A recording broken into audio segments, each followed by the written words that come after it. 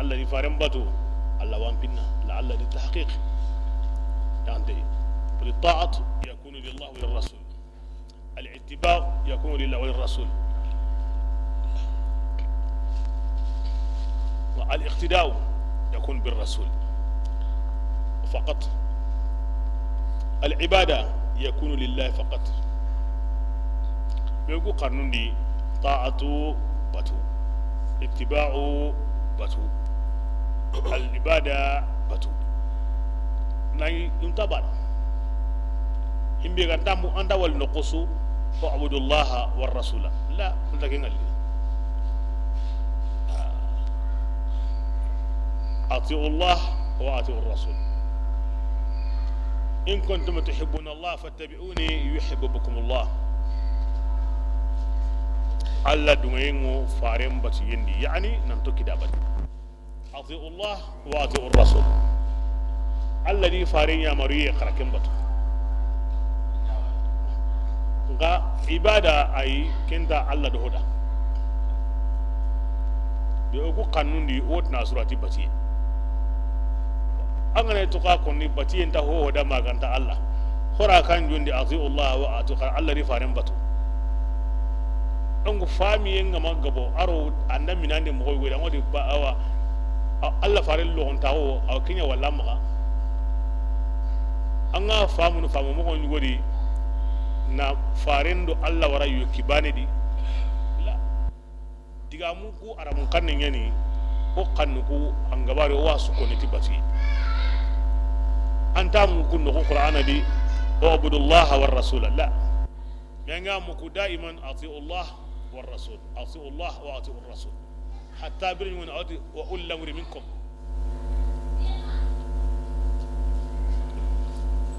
ما لكن ولا نغسر دا إنا فهم كم كان كارو كيننا الله باني هذا كين عبادتنا غيا مرينيا ay kemo konni Allah di farin ya maryam batu Allah farin kallin na di daron tawo ke balle Allah farin kallin Allah kallin to kido Allah di farin bate kemo konni akko mo gan kawo kemo Allah ba ne yada okeda Allah ga sirebe konni kapidu ya kendo sire wutuna bana atiullah والرسول أطيعوا الله والرسول أنا بقنن دي كي كوني مغو كني درون تاون كامباني أطيعوا الله والرسول قرأ الله يا مريم بدو أدو فاري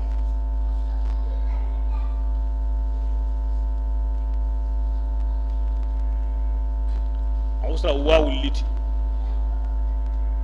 أما هو يرو منغا أطيعوا الله والرسول قال الله يا مريم بدو أدو فاري لكن درون دام كمباني كينا كوي أركو من دبان أدو هون دبان الله ما هو تغمى ولا من درون دوا كمان يدا حتى أنتر نسلام أغندي مانغا خيرتي حتى الله سبحانه وتعالى أغري يا مربطينكو أتي إدو أكي hatta ika Allah kanu yanda kana bada mangana to kida kembate kira manin to ken dokumenta bana de mangara buam pakrenda sono mendi ti Allah farendo komen bana anga makenya salama o ke surba bane anda kana di makomengara wari hakrenyari andi Allah farendo taga hunta bana Allah maro taga bana nani awam milendi am pakrendi Allah farin aro taga hombana walma taga hom pasai limanan kago asruba bane antaktana addaga me bane antaktana antagme sababa andiga mendi antagme sababa angollendi mutlaqan modan be sumaka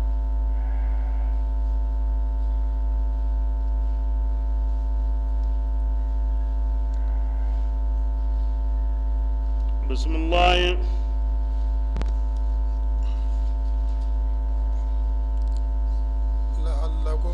awsinankunga inahinna sari'u ado wasari'u wawun sana kai winga na ma kai Allah to da sisangani ti ono du motu yimbenga yimbe kibi amo sorontenga ono ara ko da sisa kebirenga ana go sira ga tikiri ono du motu no yimbenga kamo yimbenga no bati ono du motu no kamre kamo kendi atu o motu yimo yimbenga طاعة الله والرسول الذي فاري ني يامر يمبتو angana kinya kendi andandu mo otu yimbe anya anta itanga nay Allah wa ampinna Allah kana ko min hinna lagara anta bini mine kendi onda wuru baka yimbenga kendi ondiga kata mine kendi kebrenga ati qara kinyangundi agalli kata kafani dingirai kenga gira kamanga aro arjannan kai ken balliyenga kenni kamunye aro munye arjannan kawono kenga awa ila qariga na teli kodangani Allah kannanu kun Allah kannanu wa yani himbenu yakara ni to islamiya idu muhot hilaka pega arjanna wono kunya khanema kebilenga wuru baka ke ara wuru mogonko akuruma kata ke ara ken kana mogonkan imben ko ne haranga ma mo wota na to kendi imben ko ndi imben haranda kan beduna imbe ke bani arjanna ko arjanna ara no gonda renko atta ngiloye ken ayanta qur'ana de ngan no gonda roye ara ken ko de o akarna kisanundi ti kampati o kampati hana gendara munyenga tatamu hillandi kendara kampati hananga aro munyenga tatamu kampati sikandi negamu ni andara kampati hillandindo hanando munyenga tatamu kampati nagatandi angana kampati sikandindo hillandindo kampati hanando munyenga wame na kunta on tatamu au gemekenga wakala bangana kunsu tagu do mera kenga kengo birabe kinanga kebrenga arjanna no gondare mo gemeke kenga beni de kenga beni o magani o kamun no moto amunye kamaga beni de adarenne de munyen kamaga o geme kilometre hakabe aduro kentunten ado ji kentunten wangana kin jaten tagundi jaten tuwana Allah kampatu nyeri ga ogeme himbe ya ado asugo ogeme himbe Allah wasutu abiranga be Allah maade donc arjanna no wondaro e aw gemme kinga kibira kini mundu dinga sengande ho mundu no ke mundu Allah di akurma katanonga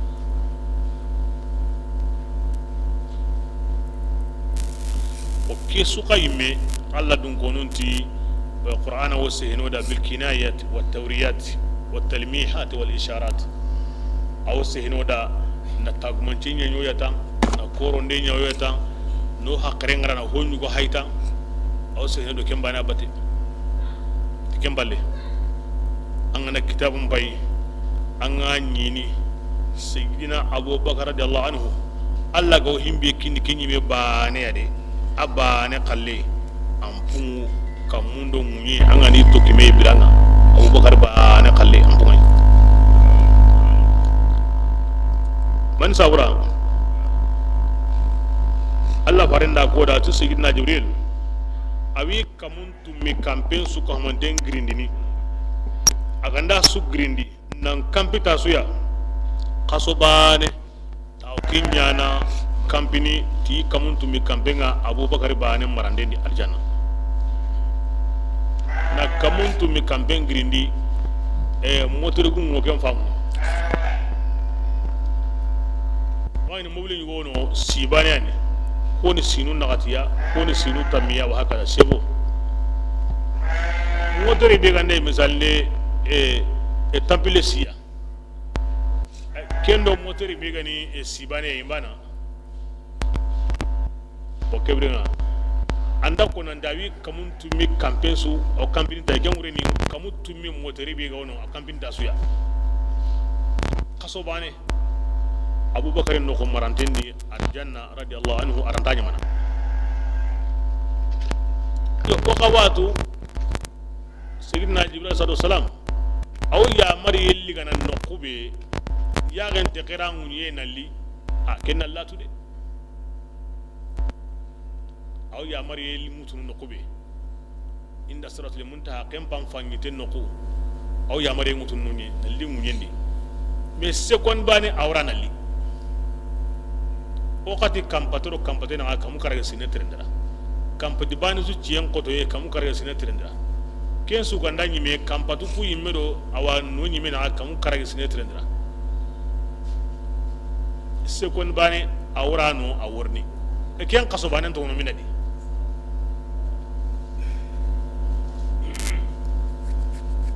kiya sabuni allah wudno da kona alhamdulillah rabbil alamin العالم كل ما سوى الله واكدنا بدي عالم واحد رب العالمين كم من غبي نامغا تغون تا حقته مايمي كبرنا كين كنايا نيتا او هيمبيتو na ken kenche hoy buganta himbetu mbal arjanna mo gonda arjanna khibari Allah faringa kono no yugo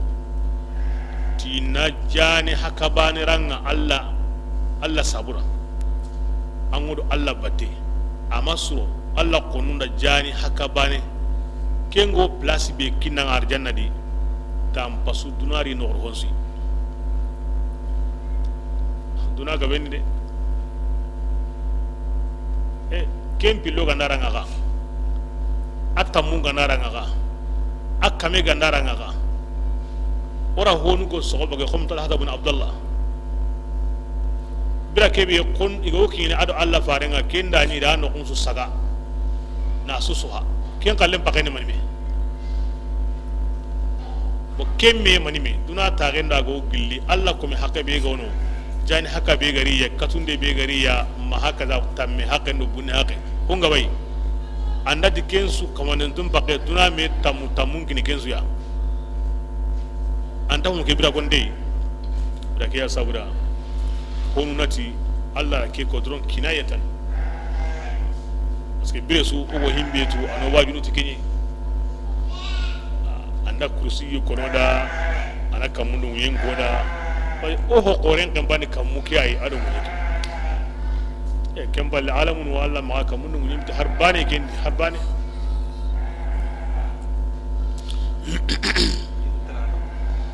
عبد الله رب العالمين رب العالمين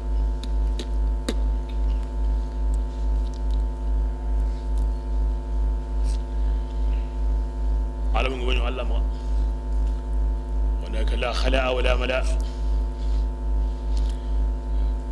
بسم الله الذين كبرين أتوي أو كونوا كونا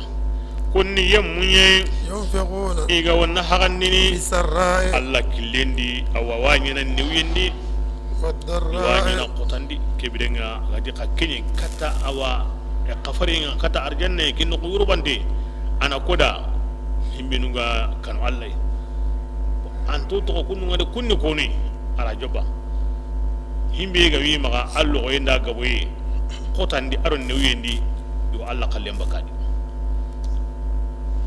arjanna kuda bismillah wal kazimin al ado toinindano butumbuinga aw ko kada nan butumbuin toni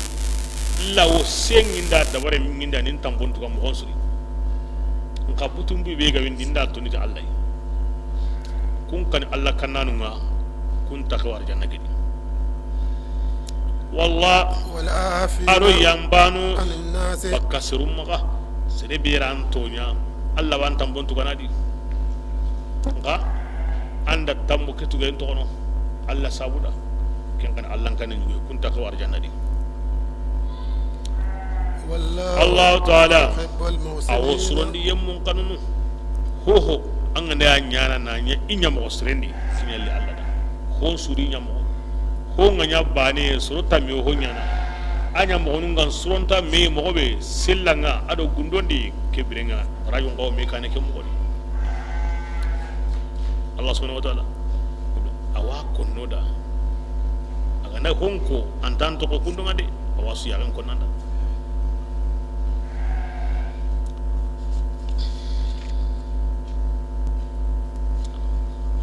bismillah ado yemmu nyani Allah kananuma إذا فعلوا فاحشة golli burenya akoro mo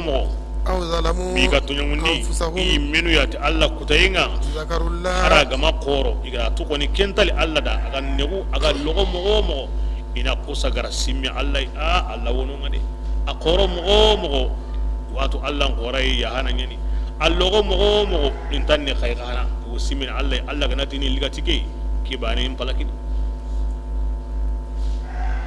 فاستغفروا ina kusa gara ka warige se mundenya ijuno bunundangani ومن wa yimminta kenga juno kunyampana illa Allah maganta Allah ولم يسروا intaga dumene على ما ko kamma فعلوا igara kengolli ina kuli bakai ikunga ya'lamuna watu أولئك ati kuma an kuto suru جزاؤهم kutugarunga مغفرة kenya ne kafari ya qore ربهم gilli kamanga وجنات itwarunya ne arjanna تجري ngorunga الأنهار rallaqum من urunu تحتها awrelanga خالدين tumanu niya فيها arjanna kene ونعم أجر الآمنين ku gollu nyanganu kundigan no ko himbe ne mantingani de walma ku gollu nyanganu imuso anya muso iken sirengani de ayara koda awurkata arjanna ayara gollu ngo jatoda ango ku gollu nyana ken wurini ango wurnu kata ango Allah ni fare nya maryam batunu ken wurini an kuma nguru baka yimbe ga arjanna ke yayi gollu be go sire kinyana kata kinyu yemaga wakin kiyai himbe ga wamma agabo allogo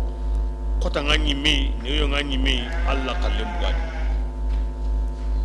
angana dingenta ho nyana ngenta sure nyana minga din sagon kita anga man sagon kita ka ngenta kan dar bugadi kota ngini me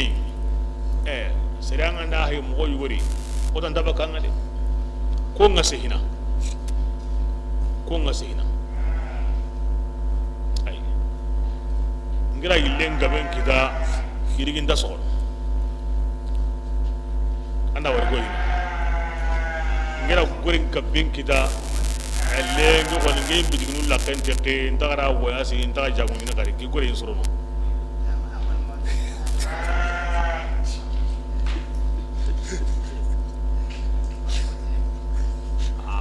wala la kene sa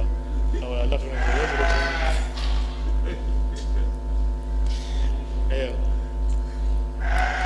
بالعكس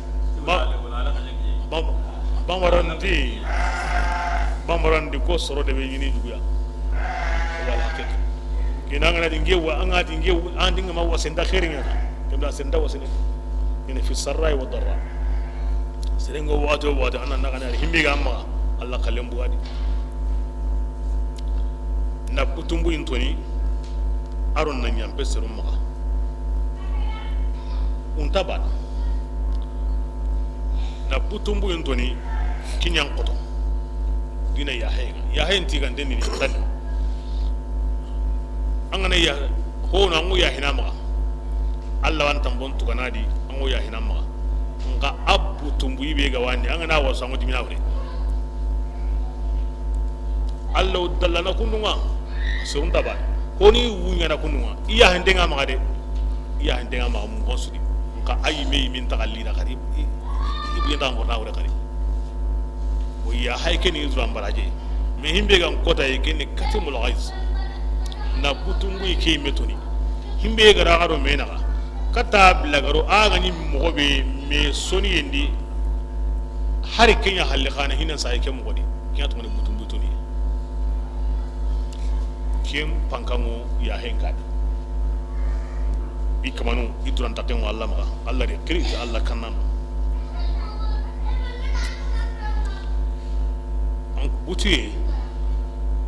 abbe on dingini butu yen be konteni butu yen sire butu yen ni iblisa ya golle komenta butu na bada butu yen nyime na buta nyime da an warni hohonya an khairin tadi an warni ho kan khairin tadi o mati nan butu Allah da de kini Allah dai nan butu Allah da kini mani Allah ganda kute su kenta lungunanda sega wanda antanya na an garanta kenga nga sehen ko ni kiw nyana antageme Allah kenga ne bogane anna ta hanso no mendi aqallul iman adaful iman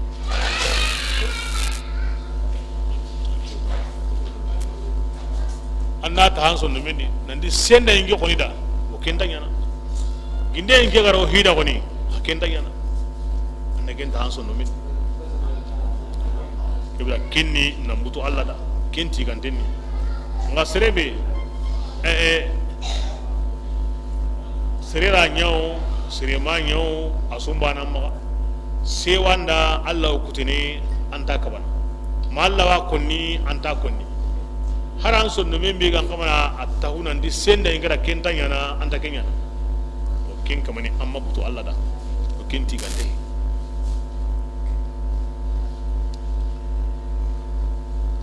iya sawni nambutu Allah da o kenti gante ni ngana mbutu anyi meda ay kenti gante ya sawranga ndaro kitabu na wali yo ko mo burum bi'un anga wali iganda Allah qosenya ay la yuharriku sakinan ahinda kendi ngama ngara yime magade angara yime magabane anga wala ya ko dumbunu aw kense hen konni awidu diemana kini ko mo burawuni ko mo siren nan gaba butunu Allah da an ana butu Allah da Allah wa nga sanan binu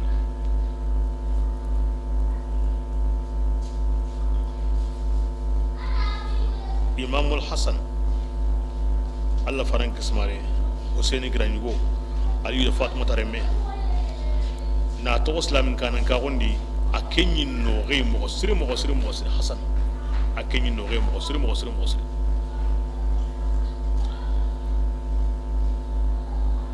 yugon nurai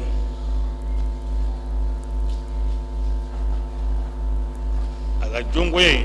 ari meni ina wure baga bara muguna ndin no ganyani atilingai awa kana awa digamburunu awo diga mebi galla da wakmana kara nga kesu ko mon di Hasan amma buyi mo gondi awo munyu da bate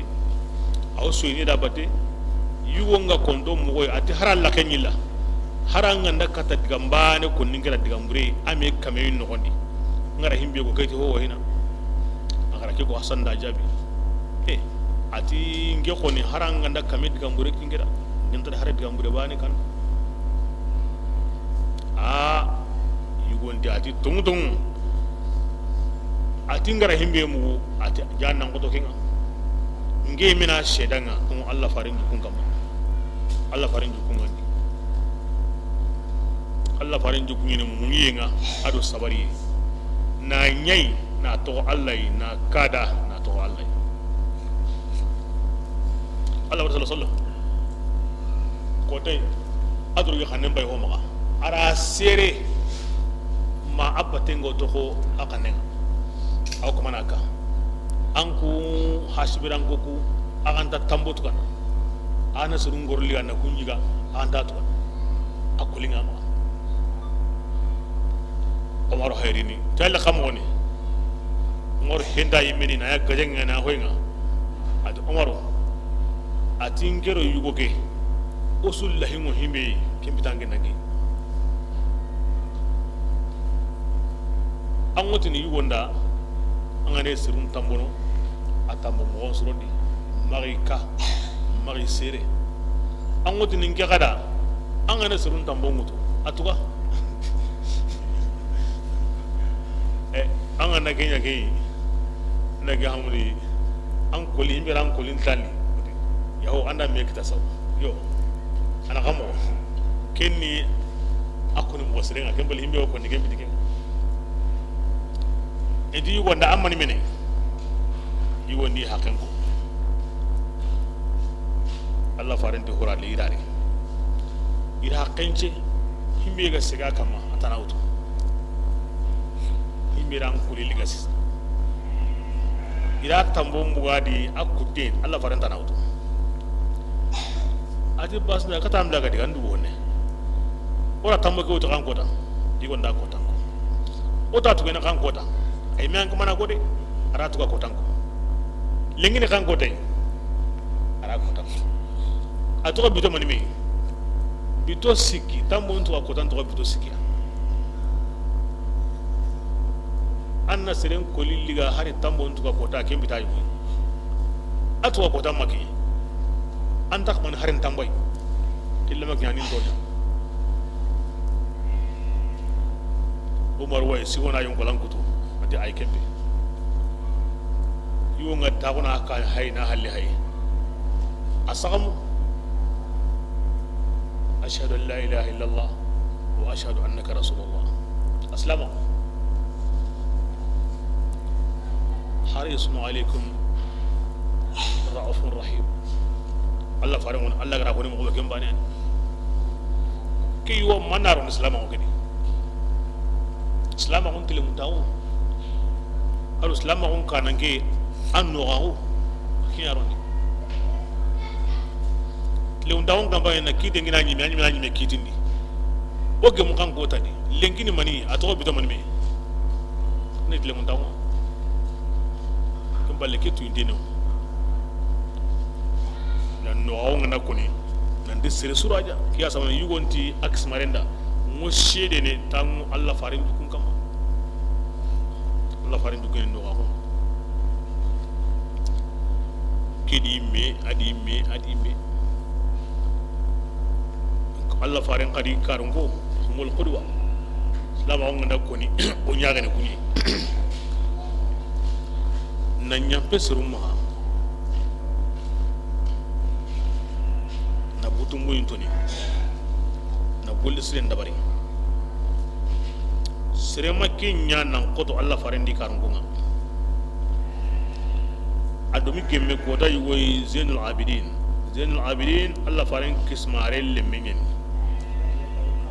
ila akhiri ti Allah mbattanu suramaga kinya kinaya paske na wonyamaga na ko ke kamun nagati itetinge wadi awri wani godi wugine tamon lasri wadi ko taso aw arkanu hilil salna suri Zainul Abidin Allah kome Allah komo kore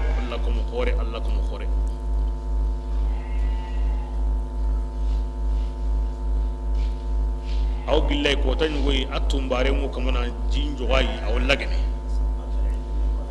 awa sitallen kusa ga tla tumbarenga na annaka amudi nan kana yon kolan kama na ya Allah ke gurgusu ari yon kolan mure wutu na tumbare ga sigi dembay e ko danga ke men ko ni gandanya tumbare ma a ken ko ni aw sirinye ni basa ken bay kidima ne be sta kaman ni go ngure kide darunda ko gamba akem banko ni asira kun kan bangina andiga ngara gunini gundu ngolle be go nanga ngunya nano kina ausira kan banga kembale ana golle wurnanga akem masiba qore hayga nyake kum ya garda khair qore ni man sauda aganya sirebe aganya bane agara iya gem barata di tumbaren di karne to a allati qur'ana di ike ko musiru alla kananu ni siru benu go butungu intonni ati komi agarenda kebirenga kedi mbutumbu intoni tumbaren tada allati ike kannanu himbenu takego arjanna ni himbenu go yamfene serum maka kun takewade ati tumbaren da ati nyamba maka tumbaren tada allati kubenu go awa golle nyana na mo srondi yo kun kanunu de muhabbatullah li abdi alla ya hay komi maka ken degere allan kannao kini degere mi Allah kana Allah ni komen kanu kini degere so kam ranke ala ken ko monde al ihsan ati ke brenga ko mi ware nda nya hori Allah jatin sabura parce que ke maqama di golle ke so hosreni dai nyam bam magawo nda butumbu intoni o hasani ko mi yuhibbul muhsinin wad ihsanu yani golle brenga ken golle nyam khosrina ya kundu ma wal ihsan nani yare go ko ma gondi akinga ya hama ga mo agara butum bun tunu mo ko menyen himbe gam pasu ya arna dina ke suyi kin hora ko ke brenga himbe gam pasu maqama ke gollen suyi o hay no ko be kin hora ko ke brenga nda amboro Allah jatinda haka Allah ko mo kunda angari wajuti Allah tinga bane ke brenga ke nyana al-islam huwa al-istislam anga tan awren din dukini Allah ti kundo a ke brenga ni kan nga khalle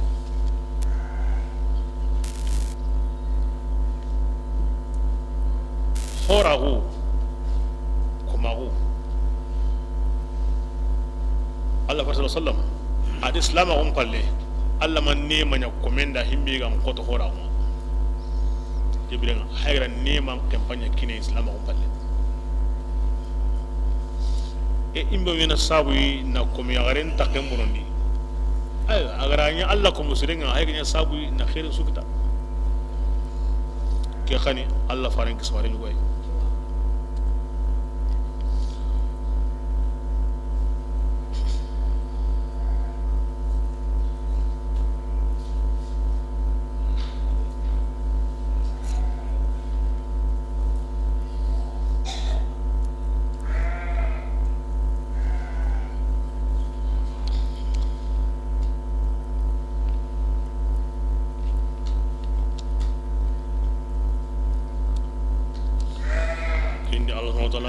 tuba num mo on koda kenda ni ara hosen num koda ba ato sikandiga kenni koy honu to ko tayin kam mami go kala na ni matu islam nun kan kibren oti kumpingo Allah ma ani runde arjanna na nya mahar bane ni ya andalu ngada yimega himbe gabido Allah naga anakin biyen bugidi kem palle aniro arjanna kini sunnan dun kono aqidanga amma al mu'tazila kubin wallatu sunnanga kunti ay tantanya na kundu kunti junubun ta ya hene serenda anga karanto amatubi kunda ko mu'tazila kunti serenga karate junubu ya tanta ya hene kibira kunna gendiga me sunnan ta di mana ayanun ta di mana sunnan ta di mana ayanun ta di mana hinum biligandari islama gondi ayan ti qammo ana sunnan ni qammo kungo himbe de mana kibira ken hunja sunnat dun kono aqida islami nga karati junubunga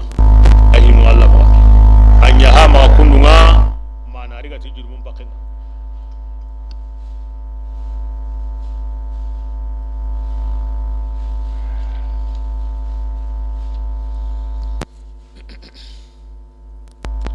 serem magan ne o junubu ya annan maga awa kawa junubu kai ndi kinga ba ya hayenda ay tubi magan ne kai kade haranga na junubu tuna nenya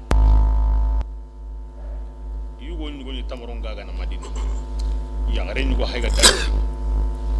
ara lamu alli tamaron qobo ya gare ki ara khidari ya gare ki koben no woni ya gare ki hilungada o sella nyani ati ya gare nda tamaro sire ngo bitiki no woni yo bitiki ndi ya gare bitiki ndi wakati gabe aywa ar ya gare ki hay ar ya gare ki ala qum la qum sumbu aywa kebirenga anna gamun atlaqari ara tamaron kini ya gare ki ya magure diga golle ki halle yugo ke mesimme ila golli burenya koy ila golli burenya yugo ke meri Allah farenga wunu ati Allah farenta da ulani anda Allah ko min jamba iya kendi akina diga jihadi an kun bin go de bendi yere awana sawra un kanda ne hin sabatindi kenan gen golle nyi anda Allah kuma in jamba ya kai da kina diga jihadin anda Allah jamba anda farin jamba yo koda ay miyan kan Allah ina li awunu Allah farin rajabi ke ken no ni ki aya yaka Allah fare ngar hibbi ko tumi masuru bi ngana golle nya ngana bono mo mi da golle nya am mi so mo ko ki yugo khalle iga simmi Allah nan kanu Allah yangan kate be ga wadi Allah ga niri ga tai iga nya to ko Allah da Allah ga ni himbe nya ni da baraje ya iga simmi nan kanu inda kafar gesi munde ne junubunda na tunan di Allah banya do ke junubu ya hana ikoli baka junubu kedi inni misadi ti Allah wa ya hana Allah fare mu yumu yugon di Allah fare kamoni ara ayan karana ati yalle ke bidanga keni nge bahani adawa makana be so ada Allah fare nda ambane hedi to be so alhamdulillah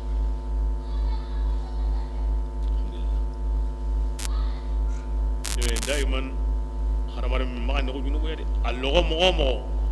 awaran ko landi Allah ga nilliga tike kin to bare mboni annan kanu Allah yi na girumun tono a gaban mo kana ma kawai nan di kiran da yayin Allah ma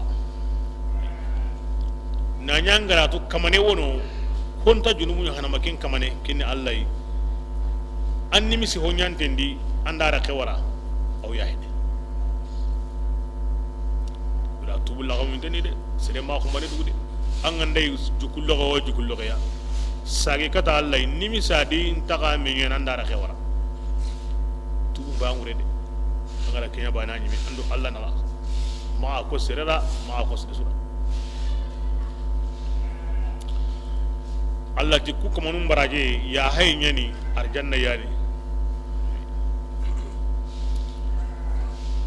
agwando kumunaka kinya kotini ni mena kenya gabundi andu Allah na kenna new anda tubu new nada arna tubu new noda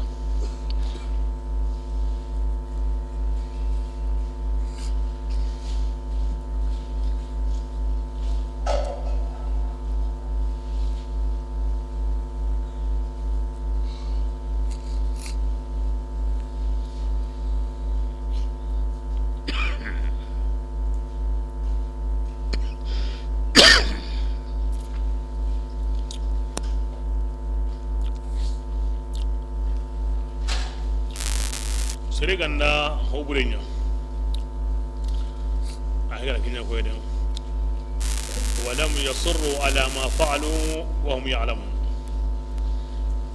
igara hobure be nya ime wato hobure nya ni idumi akamai mara kewara lakini be honde nganga wani na wakati kebe amma to hobure walma anya halam maga angara tunan to hobure nya ni kem pakati tubu nganda asrin ganda to hubure nyani amma sage dan palle an to akama da ken to on tijul bu magatare lahiru be go Allah magatu ya hene junubun to maga iganda tubi kebda kel lahiru on tlanga keta ato ko andal lunginda na ya ha an lunginda ta ya hana an wono nyesa kebda anna lillahi ngoni kinyan tawde kinyan tintade atanga na junubu nya mo angana tubi ijo ya ida to ken no gondi bismillah dakhalat sunanun harsa o sakene katta sahaba numa igara kose be nya irange kuredi o di kurendi ati abadi awa kille gabu dangi min qablikum ankum kane islaminun naga ado kahirnun naga kimmi gabin dangi de fasiru angun nantere ngendi agam payndi ngombe garan kutu yemul lagarun gonya kinga khara hayde iliduna ga tawo ma haylen kibe de Allah faran kiyendi islamin do kahirun naga amin gabinya de kibda kama sunu nanti keta ikata gai Allah ni duku kati wakati ni himma do mi tokko kahirun kallan ngina abadan kimmanya kinta tarihundi bire ñugo ko ne aw serene kate mo ina gay Allah garna kan gay al aqibatu lil muttaqin bismillah hada atike bayanun ke hay bangandi de nyai wa serunda de wa hudan ke qur'ana ne him bangandi aro kanda en sabu nyani aro waju de nyani Allah kananda bayanun lil jami' aw besu aw bangandi nanda aywa nka kanda ye wajunde kenna koda lil muttaqin besu yi kallen sugurana di kahiringa na golle to qur'ana digaminga amma sallama sum duna da wana hana yanna bayan linnas rana goti na korenya mogobe na kanunya mogobe na debunya mogobe qur'anta ko sawrago umma me fay umma jene umma dolomini umma kanume umma kinya serena sunya amma salli amma sum andi Allah yimentano dunadi anguna hinetai angol lahiyana andi bi anta qur'an jamani angol lahiyana nka kebe gani Allah garan kallen lil muttaqin bayanul linnas bismillah ولا تهنوا kebrenga awa aslaminu kama lampu kahirnun gajangendi de ولا kama تحزنوا sunu himbe garaga kita udi kota kenna ma sunundi وأنتم karatu an kun islaminu an الأعلون kun yanni nindanunga kamunna ga maga agandani aganda مؤمنين tunda no koni kenna shartinga de wa antumul alaun in kuntum mu'minin na nyi koni agado Allah faran batte kelebu na gada lengi koni kallema lunga gai asabun kita gai medi bismillah إن يمسسكم قرح asawodiya andanyi jogi ndan kum meme udi فقد مس قرح مثله abade aywa sirku imme kemme jogi khari kita de قوما aha basana sabunya hakke be ga joga gadi kemme jogi di tanyere sire kara gadi tanyere sire kara idi bismillah وتلك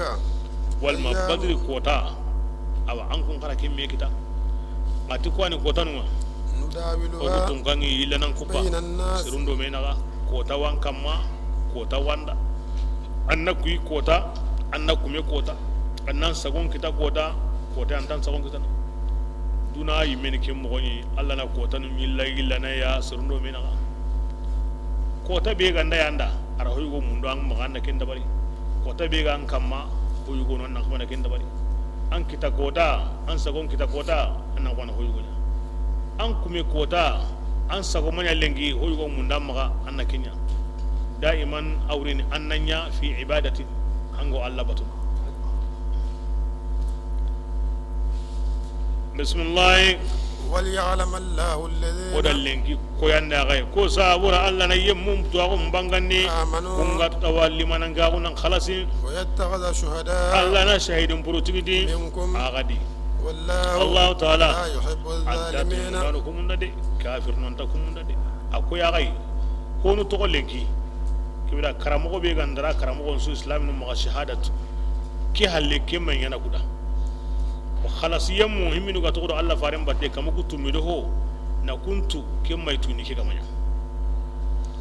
bismillah وليمحص الله ado الذين oda nya kundu kuda ona yemmun sirun di baka junubunga آمنوا ga tongondi himbe nu ga jogi iga tampi isirunga togadi ina burunga bonadi i me koni wono kebrenga kunna sinu baka junubunga masiba ga na islamin kita anan junubun yankina oranya ke sauda sinu mo be hage ki halle ima ka tanade bismillah ويمحق wana الكافرين kahirun palaki oranya ken sauda أم Allah subhanahu wa ta'ala lasin wa maga won takin ni seringa maganda masib kumo gan kawu amart wonu ngunu Allah subhanahu wa ta'ala ma ko horan takin ni kobenga ambati en takin nanga salle sume kentana nafagande mana balaw nyuga selleti ndanga annake ngututi Allah yekenda o kem place kina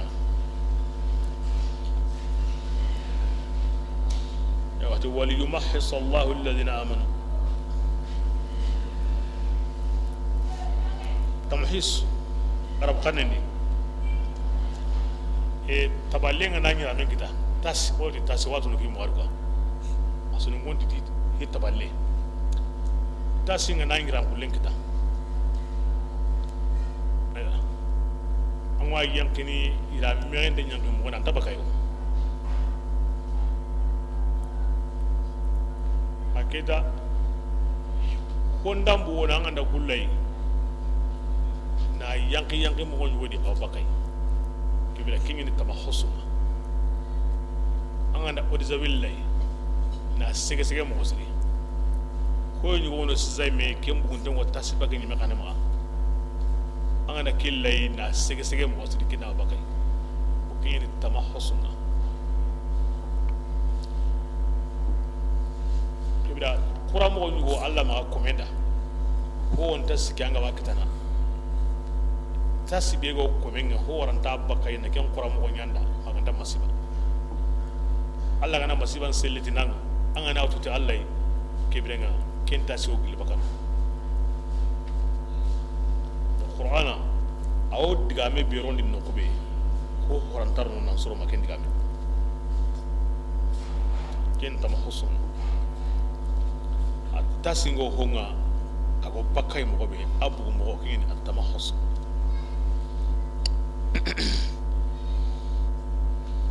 ani mego nyugo adamare mi ngaji no nyugo wanga ho horantan qur'an ne maganda masiba kibira anganda qur'an kuma kibira nga las nyugo Allah maga kuma sira gondi ango kineno bismillah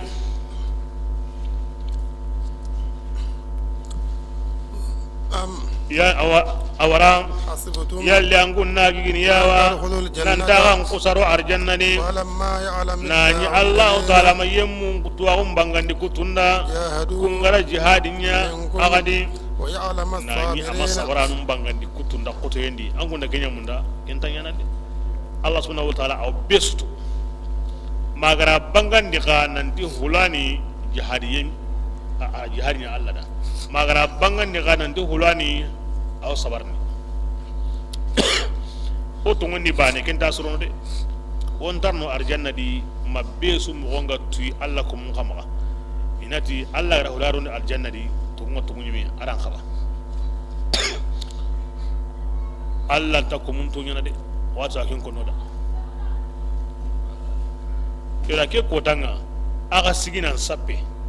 ku wolo bakano kembere ngaji hari nyange nganda ko islamu no koni takendadi ko ga masagena anya koni angin takendadi bo sabaranu kamutum mi do hobe ga sigi wuyene sire placinga atu indeni koni kun sabarten ke halle aga ñu konni nande hulani wuddu ngene sikido Allah faren batte nan tlakare nan ti inta anyi sakai amay sakai ho kawono angi may ke njate ne yimi agani kona ndi kyodu gene kallado Allah faren batte harabane amma sakai moy ne ulan khalle makne kin sa anda dugene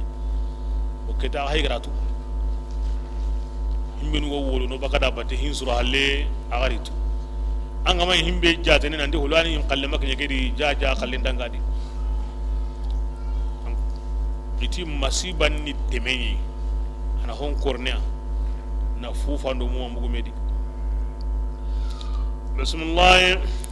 wala qad kuntum andi awu gillaka bakunuma wa sahabanu an kunyi tamannawna al-maut agani kallen natana qabl an ay wa hon kane talqaw agwa gemalle magunu tangunyi kundunga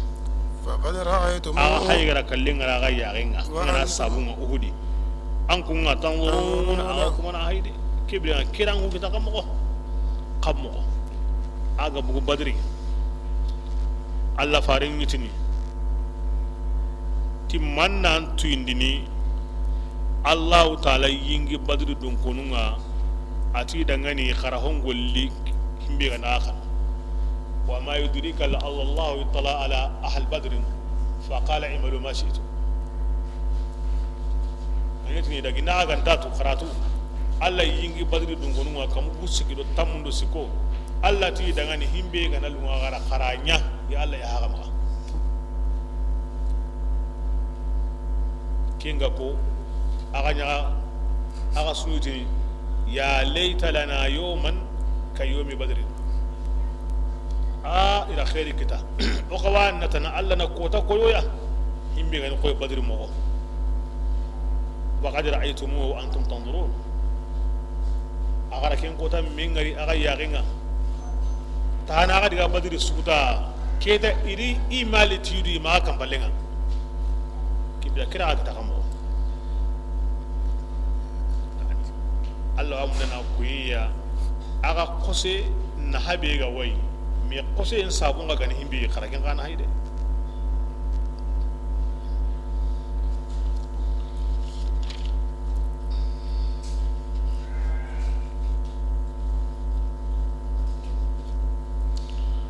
bismillah وما محمد oti birin gonya o ke kota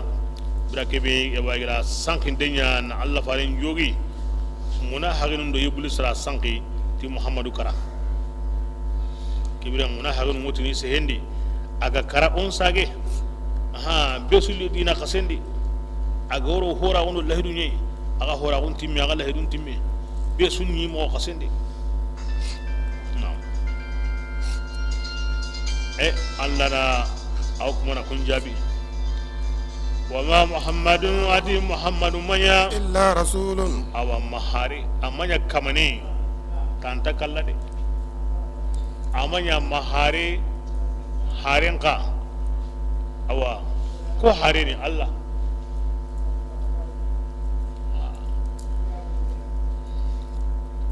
kibe harin andai قد خلت الرسل هارون غبندانغي ولا من كان دي كمورني هارين قصه تكلغا اي هاري هران بي هلندي هارون لغريني اي وهمنو غدانغي نمينا يسكرا هارين كالي كنت سكي اونسا غيرو حالي هارون كالي كمبتي بيغوندي يا سبحان الله جي afa immata yalli muhammadu ganda karategindi أو قتل makonnun da karime انقلبتم an kun sagene على da aga أعقابكم halliya aga tangi kun sage aga hallamba ka parce que nan bugu na lok na nya kahiriya gene hallamba kinga kanen digay gene salama ko kene tirndi ni nan bew e alla faringa na to ma karatege nyimidi an kun baka salama ko nyadi Allah farin kara kebre an bezun sai kati dinan an gunna kenya na wa man adiyem membe kenga awa yille على i عقبيه halle maga فلن يضر ken to الله man yille inda Allah toro harbaniya anga tambu islama wonde ti Allah farin tano ay ken nan nyime tawari bismillah وسيجزي الله ma wajibi Allah ga barajinni الشاكرين fandanuma himinu gara neman kufa nan to kama Allah farin jondi Allah farin palle ma gara kuntuka minu Allah batu shukran li ni'matihi araslama gun neman kininga islama gun neman yi Allah na kininga asabullu Allah farin likatinga Allah farin wono ngoke nema kufana Allah farin tano ngoke nema kufana kun kamanu kebirenga Allah kuntuka kiano gadi tishukur kufande kinyene batiyem bandunga mona haga nun kalle kun kalle ni komun kalle ni kullu adiya o gamaro ino samba ino kari ona burunna wari baytli mali ndi na ya kanima nga kun kalle ni gini umma Allah batu shukran kalle bitigi himbe no kalle ngani arjanna munduye aro yimbe nguruye nga iti gantenni tiga ya kempa nga Allah da kanga ya kempa nga wasa yajzi shakirin minu ga ruslama wondi ga togadi Allah farin jonda halle shukran li ni'matillah daiman Allah ga nabbatiyen koni awarna kamu laqanya mani himinu batiyen ngani ashkur na Allah batu ku fa isabra kingini batiyen kamu laqanga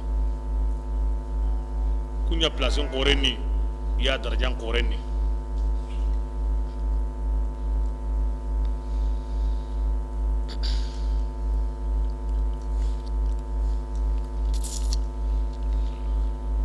bismillah وما كان harsa awodiya minu ga Allah farin kara kharon sa godi da nundi Allah ti amanya لنفس agam ba ulan dan nyongi dangane أن تموت ken nyongi kara إلا بإذن mati Allah الله dungai nyede كتابا kallin do birai kenni ho sahante nyai Allah ma مؤجلا dati nyene anta honta kapai awati kananun kanu yenga honta bakai ti qonnan qonnaunga kebrenga kiu digamu hilli jabini minu ga Allah faren kara aga lingida on sage kenta Allah faren kalligui nanya be maki akko tan ka hadaga ndaki aga antali himbe jura ndiga anta to kono ko itantali kunda de kalle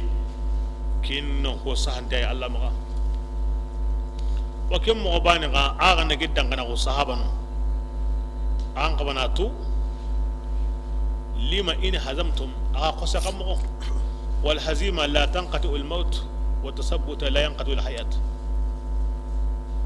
qosoy anta kallen yontono sabati yenka anta ngarnta on kutun an kanu kallen an ga wuru ngana sigmo kala a wurun tege honu karaw ini wurin tank sindin honu sigi kono Allah farando himinu ga sigi kunyu gonun togo da siganta seren kalli aw kesu jabini aw mun ha ganun jabini awa himinu ga wuru ga kun kana jabini bismillah wa man ajike bi nga yemmebe yurid thawab agara duna ko munduti gollenga aw Allah maga andal ngodo wa kinne minha ni duna waji ko kinne wara himbe takandada wa kinne anga ti duna an kalebe go duna di o ya hone wa kinna nga duna bane mundana la hawla lahu fil akhirah la garan takinta komanda de bismillah wa man ati gollana be yurid thawab anda la gara baraje nya la muruti gollenga awo ko kana maga minha ona kakine ona hokkine ken kadi awo ko ma sunu ko hoy wa sanajiz ash-shakirin ko fandano ona kuntu ka tuga mogori aro ken tabana de aro ken tabana kinyani tuga mogon kampanga kinyani batiel la khen woy baraji ni baraji mogodi senda ken mogodu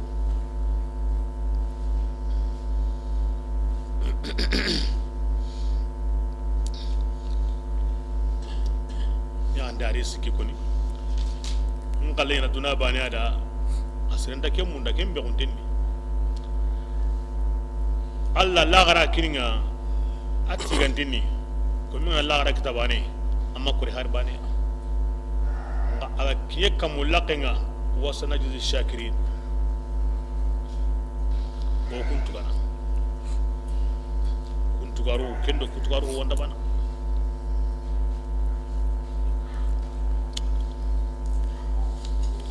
bismillah wa ka'ayyin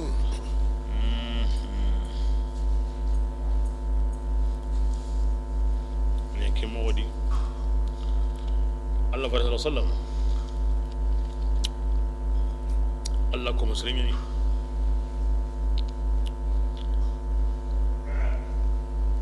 ayan da akida Muhammadu komin yani qifarin yani kallem bi muhali ya haqandi kamane he bathohe bugo batien to kono takara Allah farin nan yi odo me naga kinyani ana haren kinyandi aka mangara kaiti himbiya agantono yimmega kibiran haren kinyo kinya sabuni adiga wakatin ga tinto ayalli lenkiya ningar timmanda ga dangana ga dinanga ay wandi neman timmanda ga kamma dinan di gaboye ndunga islama woni aga dangani yonka Allah fare awa aga woyre o antayre o awajibi ni yumatun kama on Allah fare durandaro na duralla horoma akarantendo angarintensu aywa ona tahoso no mendi am ugizanu ko yo hinnano aya marbati yendo nan tokkida halle kinni wajibi nga awoyre antayre kiya sawul Allah wotun wada serebe ganda farinya mariyem batu dan kana kuma kinda Allah kallenya batu amati biran biya ga ngarin da gondide atanga ndanya wakati su Allah wotun wada qur'ana gani mahulamin umanqi maganta hinne qore sabura taga honunda amati hinne nan an sahabunun bani da taga honu kibir aya maribatu ye amakoyi nan dangarin da gumbane a hinne amako nan di sahabunun bane ay meti nge mango lamini awangarin tagu aga khairi khorin yani nganda kam ngile mi khana aga khairi khorin yani aga sere be hakirlandi an itiqadindi ti Allah fare na hantai akara halle maga sere be yagala ti Allah fare ndu usumbana ken kamane dallun mudillun asamdini aw ko mun samdini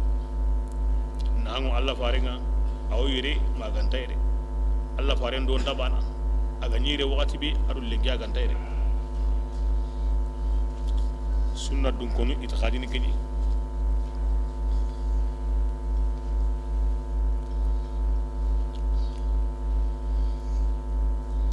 na hagantai awotini o mamati khairun lakum o mani khairina gantai de andai yire boro hoygo konni ti andai yire ken khairiya mi agantai yire aga bana keko odna gantai yire ken boningi ngai meti hari ke gantai yire ti o khairinga inde na haganta ino akin konni min hawa Allah faringa aw yere na hangai anta yere na hangai aw gila na habangante ngai mi gar himbinu koda ati ike yumatun golle tenenge su Allah wa su dangini ya gangure asu su gara golle binya anyu mato hulani ara kyanya ko sire gandai ina Allah kufa himbe kallenga ne hogure ina Allah nyaga anyahi anyaha Allah gana Allah faringa ta Allah ya himbe dawiya ne anai ya himbe di la gara koda anda sagina gara ti Allah ga tikinga de kibira anna hewa manna heya inda go weri kemen yana alamisan ko tan kana kimme ngon yana an gara golle be nya taningen kutini tarata araba alamisa aw ko ni ya khali ko sire be ganda wari Allah tiga ko gure be ganda wari inata Allah nya hama keme khairi wo wa ko inai ko sire ana Allah tiga ko gure inata Allah nyambe haranda kan bigay kiya sabuni islam no khamara kan kutume nan dangi bito sikia juma sibiti alhadi kato hunu tinenge tarata araba kato hunu ki yampai be Allah farenga mununu juma tonunda Allah ya hene be su maganda sire tantan islam no hillibe aga kutime aga anta sehne meda Allah sabura hede ay min nagampi teningen kota nyampaye andor nadi Allah udin khasigi hina imengi muhid alhamsan kota nyampaye andor nadi Allah udin hulanda khalle khasigi hina imengi muhid godi hina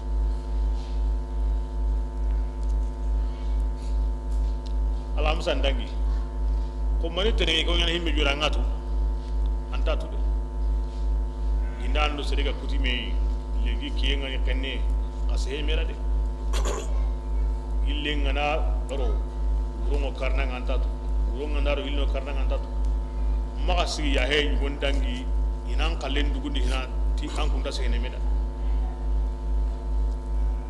eso langere men takewari krise jena nan takewari nta haka dulunga ntara ke wala ken ta ke wadi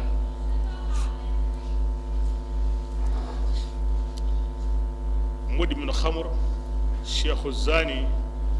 aqul walidain langir ma hokre anga ngi dem qura hasan da ka jene nga hokre nda dulo min la ke wala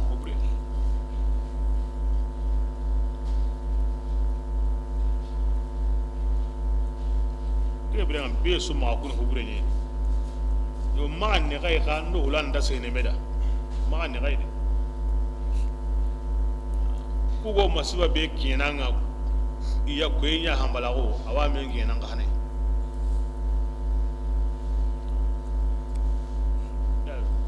mi munde yani da dolo min ni da jene ne tilangere me ka ando ulan da sai ne meda kendi masiba nyugono aga so haganya bane gendi Allah faranti laga kutu lemum billi ihilli ho sirengeni himbe hologo bane jopan keni nya ho sirenga ba ho ngande hille bane baso bane am bolon ko saga giri anandiga kuni ba kuni ne nyana mbakati ngati salamu alaikum angam bugati mahar na angara ngi tengine na kuni akhana na di wa alaikum salam akhana bugati tasihina da nin kuni tani mini kanta kuni ho antoro mena aseren sere iblis sere sabon kita antibrani ndabrani mo keso tahsilul hasil ay mina hay isa na zey mi goni hara gande ago sene mi ago mi buñino ange brandina akeni serenga nangaso angeni serenga nangaso alla ga yin tagana matur na ya tagana min turni kisoro nangaso aw ngona ho goni asu tahsilul hasil asino nangaso lakin iblis ya ko ngara ho yoy tango ko mananya ngam balango ho ko na wakati nga anyi mina haymani kisoro nangaso har gini aga kitengo me kitini aga hisu gani bane asiran sere amanta ga andam brandi alla matur ni amanga turni kisoro nangaso a wakati nga ana kya konni tahsilul hasil hoy wa wono asrehe iblis wa mun na ga warai sai men ta har iblis magana yang kan no ni maganta tahsilul hasil kikke sun da kasin yono nan kaso na gamba na wala no ni kuti ye hobure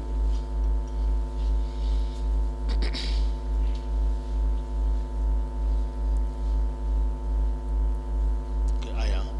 aya kore ni Allah fare Allah sallam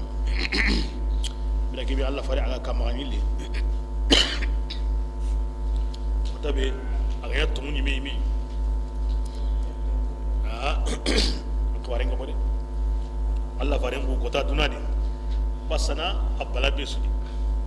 anta komi aniga ngori magana kiye tanta kala hakika ni kembene onga na bala serenda wina mobe aw gili kawa kuma Allah farin sahaban kuri gaboye anta wali sere banen duwa wundi aga ti arna wukini Allah farin anta duwa banedi pasanti hakren ni taw bakano sisa ima duwa wunya har sabane Allah dungunu ma famu nandi duwa ndo ka bawunga ai kuma fa kunda famu nandi paska anti hakren ni nandi aw bakano sisa ango si mana maninya ya kusa gari ju awu tandu medicine sikiti afati e agranu wono a hawon wono himbe nu kasake amma yi no woni har wonne kinya sawoni masiba korengesi a wota kamani le masiba korengesi honu wono kungara mu bane inyongin kuti igara mugu di Allah farin kenu bane ito kembate di honu wono kun kiti ahin gudin yaran kuma bukasar honu wono kun malonguti iwo himbe ko ni ntakalai iwo himbe yani ntakalai honu gara mugu kun digaro gunnenga ikidumbono man sauda kemai hakaren di sisa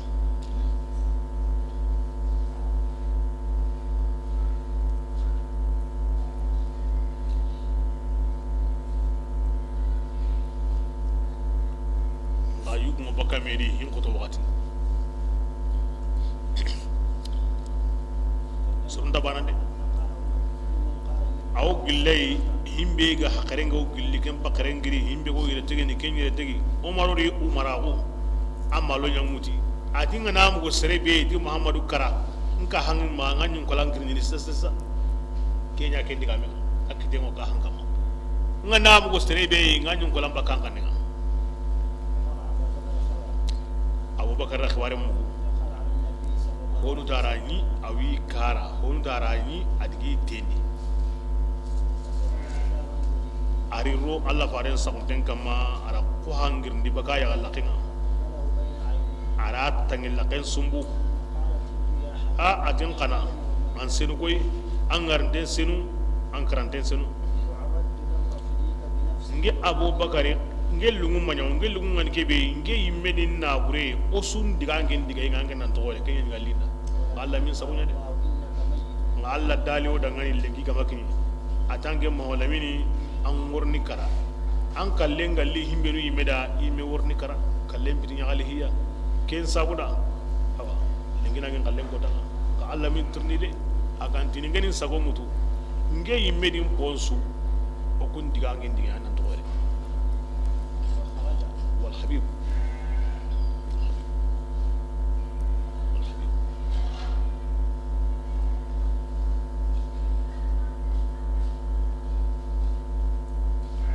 abu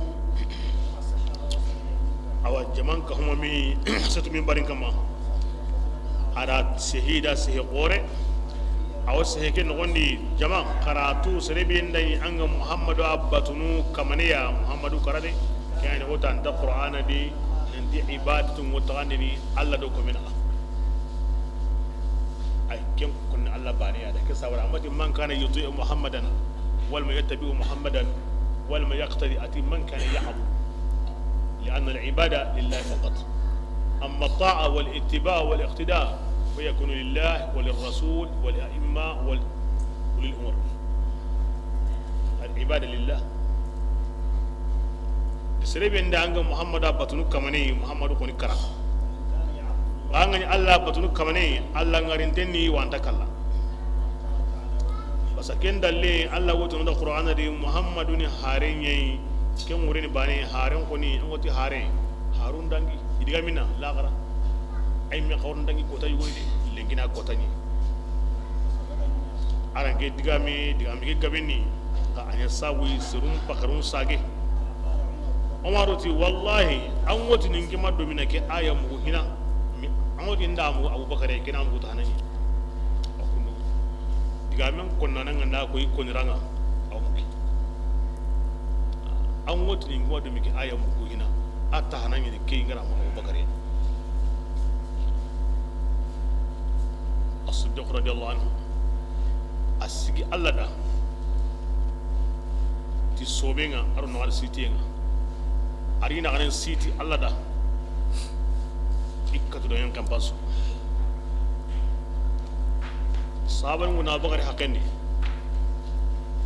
annabi ni mun do kifarum palle ya garema abubakar me sara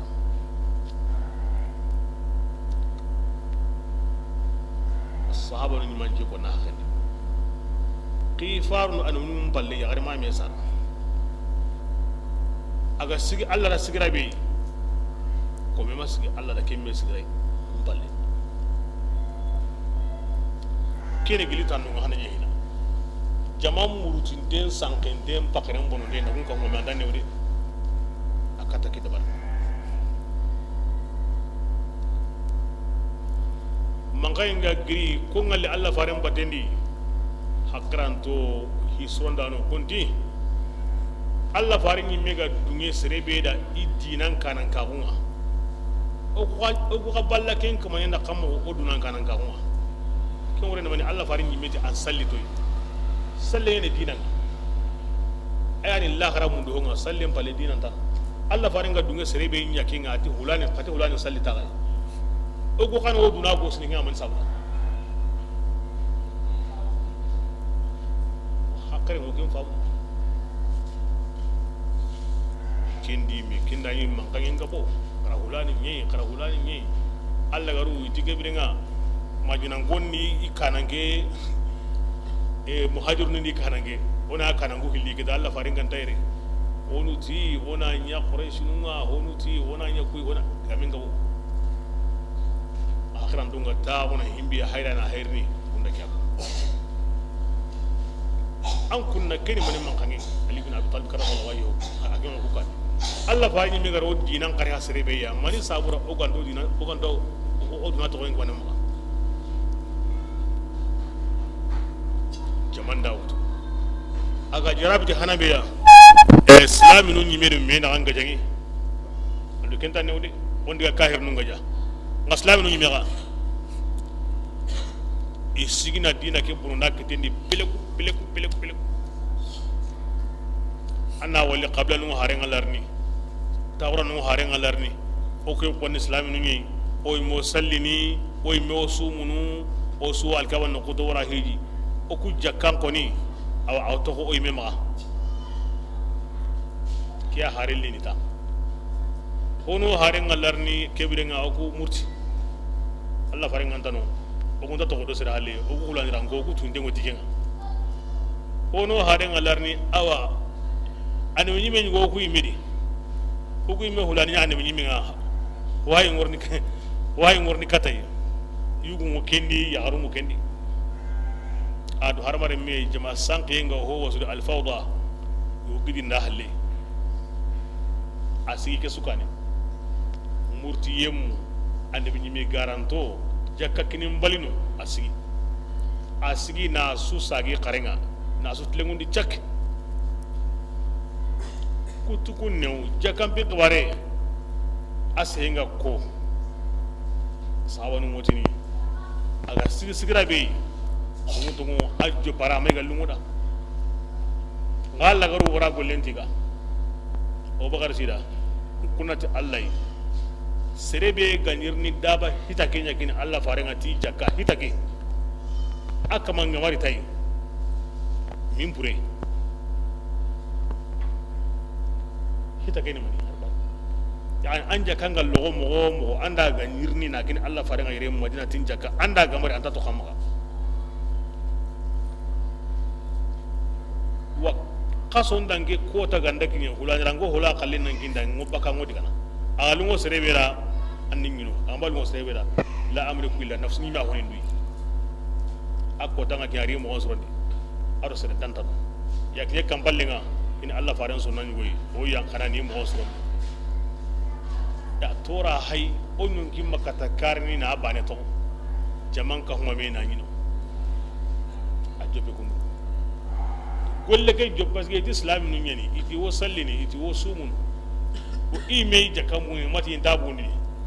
o yiga jana kamo ati iyakini allah farenga iti ndaka yana ke sawono ko yiga allah faren tanu akati kona batindi anguni be ken himbe ko ngena allah farenda ke mo ngena allah farenda fankana da ida tu golle ken no ngona ida ke sawaba nyani ida ke kira kanyere himbe nyake allah jarabi sura jarabi qotu qara sudangi dangi muslim radiyallahu anhu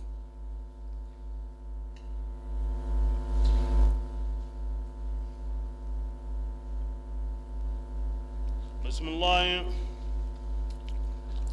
وكأي angabontam من نبي kira annabi nyime bani قتل ربيون ira jabaga ben kari معه kapai كثير on wa qarna qatala ma'ahu ribiyun kathir jamaga ben ga jada bate ira jamaga ben kari da bate hasa o se hendo koy minu ko Allah farin kara ke be on sage do halle e adi kemma jobbe go annabi be gabe wono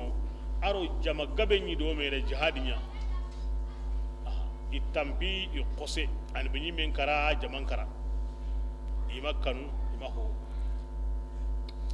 bismillah فما وهنوا ima Allah de لما on sabu dangane أصابهم ken gare kita في Allah سبيل taala الله. kelendi di jogi nga annabi ni men kallenga ashaban kallenga kemi la hundi kemi sagando halle bismillah وما ima ضعفوا Allah baka jihad ma وما ima استكانوا ima ma yang ka konnun dangande والله Allah taala يحب sabaran الصابرين mun dade ke anda ko nan kun kalle ti Muhammadu kara an kun sagene do halle ay kim bidilla da kasenga de annabi ni men kalle kurendi asri surun toqe kurendi ay kem may surun ka gandini amay la hundini amay ma yang kandini bismillah وما كان قولهم kebirenga maninyi diga amenga kigandi kita idiga min manya ho suya maganta ku yani iwotini ربنا o kama اغفر wa nya gana ذنوبنا annaw junubun qafarin o dangane وإسرافنا ado dagaran kara hinu في o أمرنا hinu di anna kunyam bo dangane kya kunni وثبت anna o أقدامنا tambe kun sabatin ni jihadinga anno dema onnun kama alkafirin kun ngani kafirinu ya kya kunni ya فآت bo maka anno sabatin di anno dema bismillah فآتاهم الله Allah ta'ala kusagarikum ثواب الدنيا dunat awaduna musonga ikata konunga ira kaniman kita وحسن ثواب la gari Allah الآخرة garabbara siren kiniya arjanna ti fasamun ta'uma والله Allah ta'ala يحب aw المحسنين surundi yemu kanunu de koso yem pakati aw siren dikai katay gandanya nga anga kose kafirin maka kina aw sirenga anna sabari aha anna Allah nyaga ke garin kita kibirin ge mana golli gure ni gonya kibirin da garan kara Allah ya hekendi tun qani ke ngana buno anno sabatindi anno dema koso yem pakatin posirin ni kay siro sede fi idtihadin wa ihzam anga qosedi anga qalibu yedi anga kenan duwaunga an qire tanju bunga kibiringa anga harati benya anna kimpa anna botempa ma Allah garande ma bismillah يا أيها ya yemmo الذين illa wanda yemmo batu كفروا kafira ya marhinundi ne kungullunya iwaga sagandini ne على ako أعقابكم hallan jukonga de yani ako hallan bakka de seren mpama entre mo seren ngani angora dan kani an kanga digara am palla tanjuko yen am pallandire kembe du tre mo tigande de anya kan tam palle ango kobini ango talono angora singa koron kama gebra anga tano islamiya an jo kafirin ya maryam batun Allah ti ke takoni am misalin manin kawa ngo wurnu din palle bismillah فتنقلبوا ken ka gandanya angora coupe خاسرين ke duranu gana kai angara hama kendi bane angora coupe an koron kama an wuru dan kane na homu ngana nguru dan palle hajun ta sorno de bismillah بل awara الله Allah ta'ala مولاكم ayana gadde mandananga وهو Allah ta'ala خير الناصرين mandanan posrenna yayi سنلقي الرعب wajibi onari kanu yakoten في seri قلوب الذين yemmun sondo mundi كفروا nga kafira ko litanfis aha orni kenya ga dangani kinda ni e hanke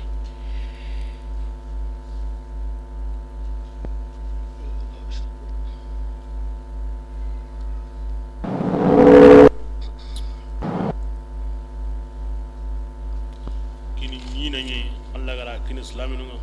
nan di worni dema worni kahir no bu worni kheleb kinda ni kahir no bu iga bu uhudi i hanke i kahuna ndi worni sage on tadallana on dari keta koni mo gara islaminu taranya o man himbetu oratu keda lenki kallenga ya mo be amaturan ko ya waya tariye ono mo osroni worni nyama keta allati ngorni kanu dagay worni kanu yo koten seri isondo mundi gara kella huri be gini iran tati mani bismillah بما kinyani ya ho sabu dangani أشركوا ما gira ho killaka ho ya Allah ta'ala dalle ga yanka bi tigen billaka pinga ومأواهم kahirun taw dingranga kenni yimbenga وبئس مثوى الظالمين yundanun taw dingram bono kenni yimbenga sawni illa kappe hobre Allah gama dalle yanka di tikebe ya Allah ta hillandi tiduya Allah subhanahu wa ta'ala anta hillandi tiduya ken warni Allah ganta himbetu ken warni kentano woni hillani da Allah ihilla kapen sabuda iran gel lahidu iran ta timmani ne ngo kanu yen Allah isunda mundi dia sabun dai mana ngani ni lahidun ta kahiriya lahidun tai bismillah ولقد صدقكم الله wallahi alla ran kuntum ndi وعده inyina ngade alla la hidu be kenan ko islamino kinya nyina atongode kairnu la hidu wa hage inti intati mandi alla yimi alla hidu nyugo utangunda islamino wallahi arati mandi alla yimi kuna itunga kuma nda la hidu mutagara ndati mandi kinni man ndi nga gade mana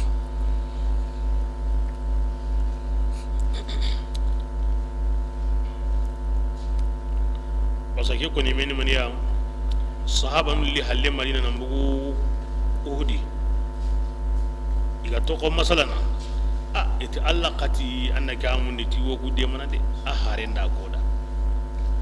ikato ku xambo kenni Allah nyina ke ar himbe ko kenya makinye wa mona xeni woni xane to Allah nyina kata wuti Allah nyina ayali wallahi Allah ribi gina gai arati mandi de indi agay min simme aga golunga bismillah izi aqasimme birenga تحسونهم aga ni kairun ligana ni hata بإذنه Allah dunga inga qasimme kenga ki حتى إذا mabbirambe aga lagari nan qagantagu aga rammi futu aywa hinkara gundi aw yamari yendi وعصيتم agara faren kuta من بعد on ما palle أراكم Allah gara الله aga ngarindi honga aga himbe munda منكم من honu ni an kun يريد jamandi الدنيا kunni duna kanunu ira genge ntono na dingiran to yemmo wan kunde يريد kunni الآخرة lahara kanunu kun sabati no kuma mi ga otokay ثم atike halle صرفكم Allah kusagaran kunyilla baka kafirun jihadinga ko saburana ga wure bagana ga jarabi ولقد أفاء Allah yampe عنكم aga magandini والله Allah taala ذو فضل wasangun taun tunganya على ni المؤمنين ndanun kamade kini khairi ngade Allah na komen dukatu nan junubun ko nan tilakari na kanda nan ka haiti iya hamma kinya Allah faren sa wonun bane da Musa siru karaga dukari yani faren hadariyendi kin Allah hadarranya agara kutenya karaga dukari kin naga tubu sartinga golli buri nyangana golli buri nyambali nankari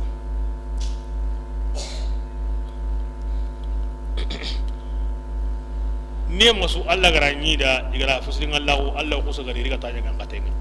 bakara di aw tammu jatinoda tampille tanjike me kay nemanya Allah ranyi da ira fusirin Allah asinya hama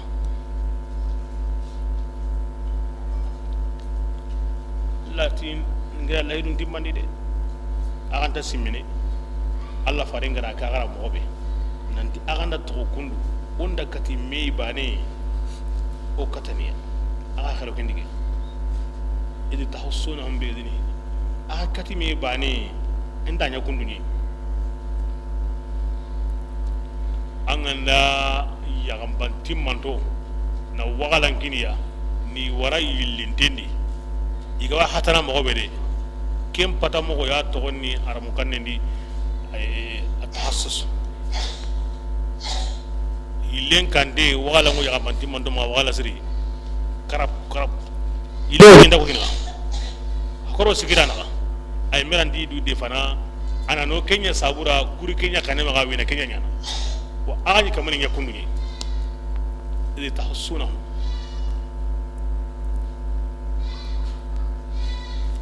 Qur'an ganda wa qotten guni aruran no isigi ongaja aka sigi ongaja Allah ko na mo na to kem modi isika aka ne adro komi len siginde hatanda ran kan aga worni ya bani aga yon ko sunu ay dangi ni na kem mo gadi ucine aga to ko ngewi aga to ko nga awa himbiga ko ta ma kenya gar kenya ara faren sori kama abu abatendi ayo an kunnan to ko yere gide mure kama abu yere o katti yawo ikato yawo o ngar himiyan o kinan to kunno aga kattiya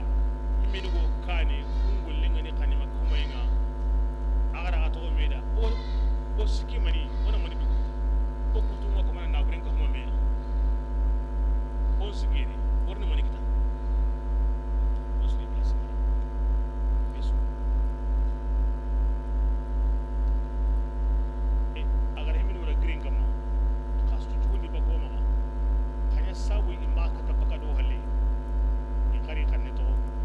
sikki mai harun yanka do kuma sufa no to ikanan ke abdullah bin jubairi kendi ngonin tadi adu surun na gati masdo kare do sabati kuten su yanka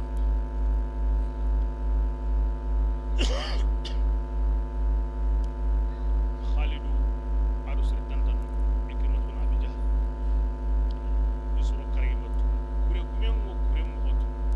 ira to kate nganya ikuman no kobe adu mo kobe asawu kono rike kamai tamani be su wo here nyana wuti wora no ngoni makata bira kebe kunyi be ga yankana to sirtantan no ila muri yakite barani kharamo no kharamo ngin Allah bare ngara kida khatto ko yere imma diga ko do gide balle diga ko no diga ko do gide balle si hakko be no yira kun kari abdullah bin jubairi me ra kari ke da islamin yi na gare ni o be galli de ko na niya min akida ga yimi ade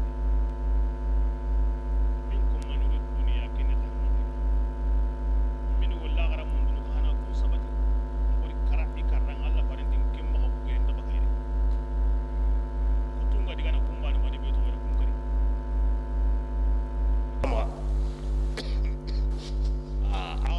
kin diga me mana mo li mo mo wadi ko kinni ada banta ma inna Allah ma bismillah ما adiku kamanu ay way wo hom mo gondini أنفسهم inga wi nyongi burunde diga sa himbe bangani ange na wala min himbe ko nanda ar himbe ge no ni dabana يقولون i woti ni meda i no gondi لو كان شيء ko ganyana ko من dangane الأمر awagilli nunga ما قتلنا ima yo ku kalli yerede ima yo mai me kalli di ima ku kalli yere me ku maga imani du kari a ke jamande ganda awanne ke amunde akhinu ke jama korea siribe ku yi kara na lanka ne maga kara abu ko sonde ngeni de adi mo sonde de Allah tay de idago kanna me mo sonde awurna kanne maga aro himbe garanta dambe to kibira ko ko ni nguna ku kanne maga kinni ko du kari ko imani du kari akanni sega wo kudangani iwo ko kaliyere kamin ko kure bismillah قل an wadu ni dangane لو an كنتم ganyana في a بيوتكم kunkunni لبرز الذين yammu ni baka كتب القتل igara kallen wajibin ne kun عليهم kamma إلى sauran مضاجعهم sagata de kinkida nadi tuqi kinta sire kisindi ba kinta sire kalli an gana to an kara a gandaji Allah ga tamu kallan ko be amma baka nan sauran su de an wara karam kinkida bismillah وليبتلي الله ما ibla badri wujudan ge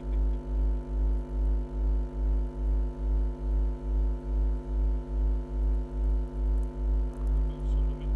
khalas yemen sondo no khalle kimbange aywa munaha sondo no khalle kimbange kullu binu ganya Allah ranya kenya sabu wal yumahhi samainahum qaqranni kinga waga sondo munni Allah taala tuwana ngeni Allah yime ko ni watu ba Qur'an bangi ko munda ko yugo gamanya ko yugo tatu de masiba ngana kuti mo be su ko ni khalimu mo be su ni goletu ke ngani ni aywa tikalimu nyango ni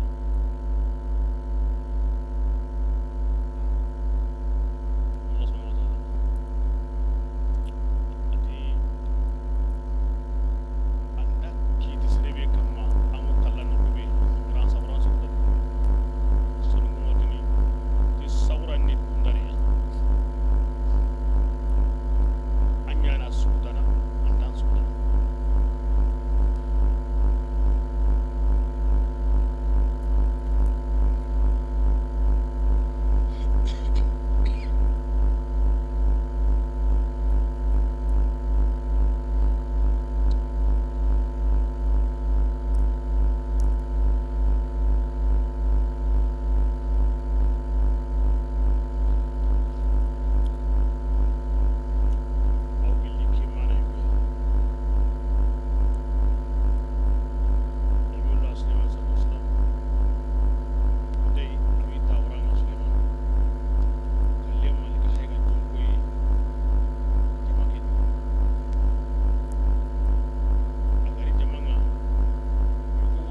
taxuranga igo ke a sondo min kanuma o sarlene biran be kalle malki ga diga yugondi annabi ñimme ke yugo be ga buyere sisa nge kanu a yaren payndi mogonga de suleiman ta da ti kalle malika ñani parce que malika nu allah ra ñi da ira yillene sawra sugandallingi da ko sire hobure ko nu tira o ñana ko sire mbane den hobure ala kulli hal indaña himbe ko ni ken kitenti kama inda ile na himbe an anda himbe nya kinga kenda nya niya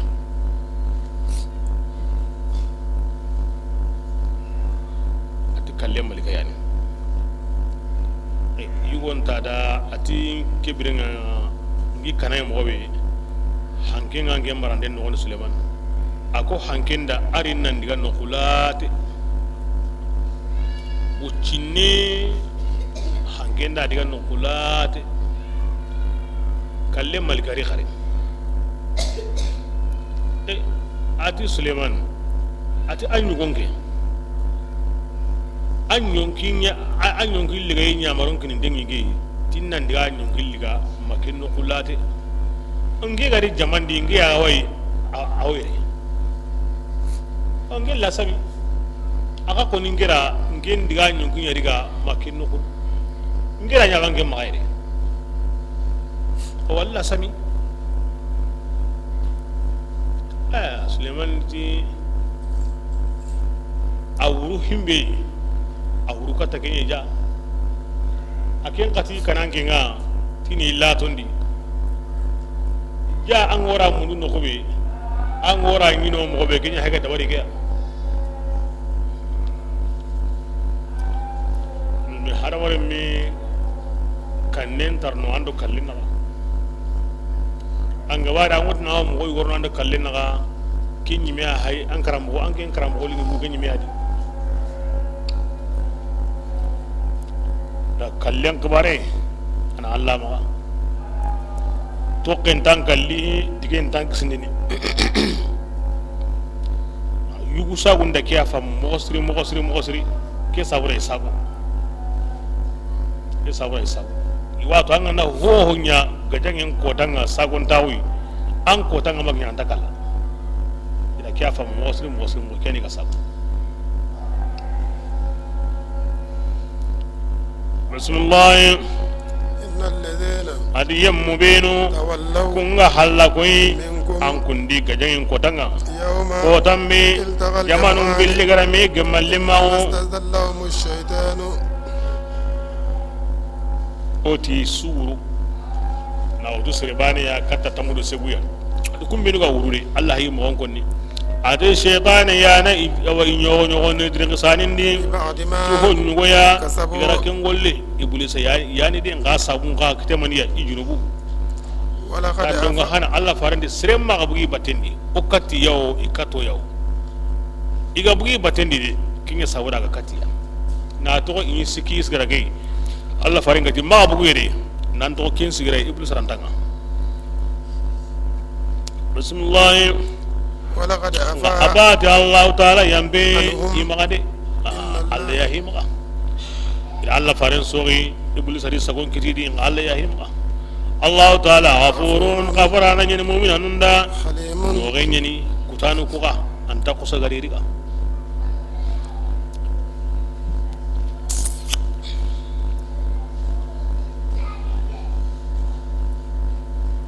بسم الله يا أيها